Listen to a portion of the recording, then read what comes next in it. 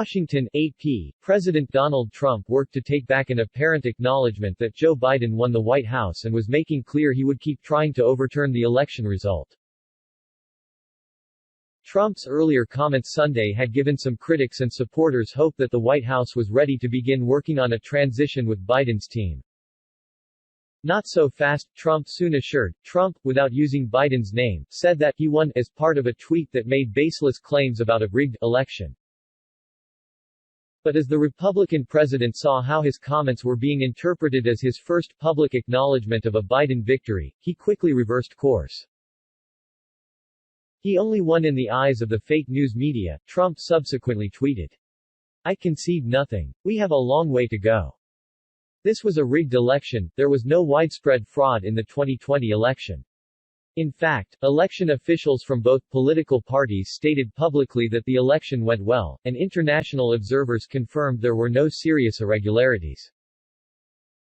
Trump's campaign has tried to mount legal challenges across the country, but many of the lawsuits have been thrown out and none has included any evidence that the outcome might be reversed. Biden, a Democrat, defeated Trump by winning back a trio of battleground states, Michigan, Wisconsin and Pennsylvania, and topped the 270 electoral vote threshold to clinch the presidency. Biden so far has 78.8 million votes, the most ever by a winning candidate, to Trump's 73.1 million. If the president's prepared to begin to recognize that reality, that's positive, Biden's incoming chief of staff, Ron Klain, told NBC's Meet the Press. Still, Klain said, Donald Trump's Twitter feed doesn't make Joe Biden president or not president.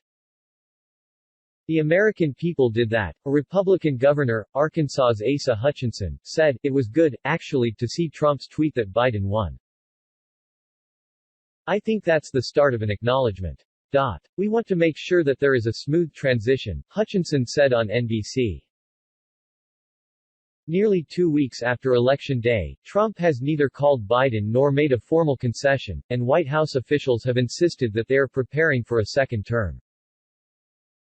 Former President Barack Obama, in an interview conducted and aired Sunday on CBS 60 Minutes, said he would remind Trump that, as president, he is a public servant and a temporary occupant of the office. And when your time is up, then it is your job to put the country first and think beyond your own ego, and your own interests, and your own disappointments, Obama said. My advice to President Trump is, if you want at this late stage in the game to be remembered as somebody who put country first, it's time for you to do the same thing. Obama also criticized those Republicans going along with Trump's false claims of widespread voter fraud. I'm more troubled by the fact that other Republican officials who clearly know better are going along with this, or humoring him in this fashion. It is one more step in delegitimizing not just the incoming Biden administration, but democracy generally. And that's a dangerous path, he said. In recent days, Trump appeared to be inching closer to acknowledging the reality of his loss. In comments Friday in the Rose Garden about a coronavirus vaccine, Trump said his administration would not be going to a lockdown to slow the spread of COVID-19, and added that whatever happens in the future, who knows which administration it will be. I guess time will tell.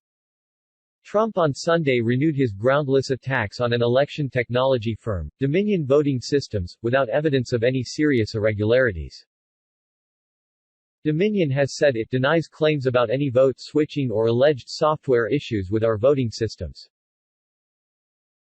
The Cybersecurity and Infrastructure Security Agency, a federal agency that oversees U.S. election security, said in a statement last week that the November 3 election was the most secure in American history.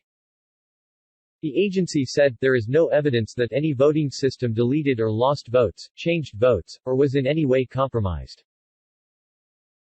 John Bolton, a former Trump national security advisor, said it was important for Republican Party leaders to explain to voters that Trump did lose and that his claims of election fraud are baseless. Bolton left the administration last year. He says he resigned. Trump says he fired Bolton. I think as every day goes by, it's clearer and clearer there isn't any evidence. But if the Republican voters are only hearing Donald Trump's misrepresentations, it's not surprising that they believe it, Bolton said on ABC's This Week. It's critical for other Republican leaders to stand up and explain what actually happened. Donald Trump lost what by any evidence we have so far was a free and fair election. Having none of that was Rudy Giuliani, the president's personal attorney who is helping lead Trump's national legal front on the election challenge. In a television appearance that Trump previewed on Twitter after his morning tweets, Giuliani denied Trump was conceding. No, far from it. I guess, Giuliani told Fox News Channel's Sunday Morning Futures, you would call it sarcastic.